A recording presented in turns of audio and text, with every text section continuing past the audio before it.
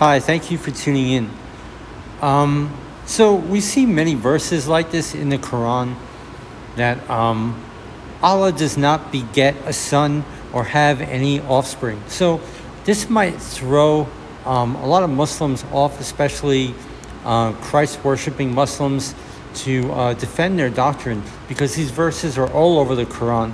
So how do we truly understand the oneness of Allah and the truth of the deity of Christ?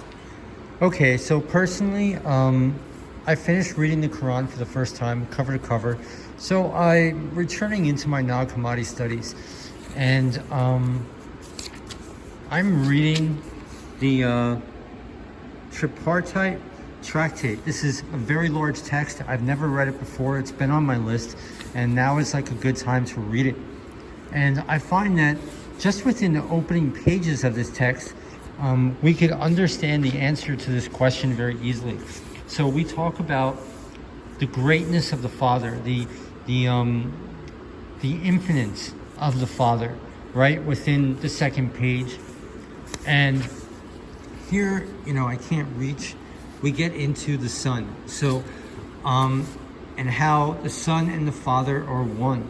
Okay. So here's a really beautiful passage right here. This is how the Son exists eternally within himself. As we have explained, by knowing himself in himself, the Father bore him without generation, so that he exists by the Father, having him as a thought, that is, his thought about himself, his sensation of himself, of his eternal being. This is what in truth is meant by silence, wisdom, or grace, as the latter is also rightly called. So when we study this, we could start to begin to understand what the oneness of Allah is. What does it mean not to beget a son? The treaties of the great Seth say that there are many false Christians who worship the doctrine of a dead man. They don't worship the resurrection of Christ. And it's the resurrection of Christ, which is the oneness of Allah. So he doesn't beget because he's self-generated. And this is what the Nag Hammadi scriptures teach us. So I just wanted to point that out,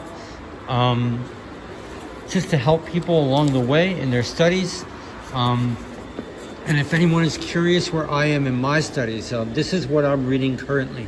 A very large text, but it's really awesome. So, okay, have a good day. Thank you for tuning in. I pray this builds and edifies the body. Amen.